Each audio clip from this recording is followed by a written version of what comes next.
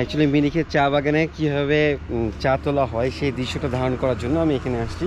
So আপনারা দেখুন কি সুন্দর করে চা তুলতেছে আর কি। আসসালামু আলাইকুম বন্ধুরা, আপনারা কেমন আছেন? আশা করি আপনারা ভালো আছেন। আজ আমি এসেছি দার্জিলিংয়ের খুব সুন্দর একটা জায়গা, মিরিক। চারপাশে তাকালে শুধু সবুজ আর সবুজ। পাহাড়ের গায়ে গায়ে সাজানো চা বাগান, হালকা কুয়াশা আর ঠান্ডা বাতাস মনটাই একদম ফ্রেশ করে দেয়। এই চা বাগানগুলো শুধু সুন্দরই না, এখান থেকেই তৈরি হয় বিখ্যাত দার্জিলিং চা। সকালে বা বিকেলে এখানে হাঁটতে হাঁটতে মনে হয় সময় যেন একটু ধীরে চলছে। শহরের কোলাহল থেকে দূরে প্রকৃতির একদম কাছাকাছি থাকতে চাইলে মিরিক হতে পারে পারফেক্ট জায়গা।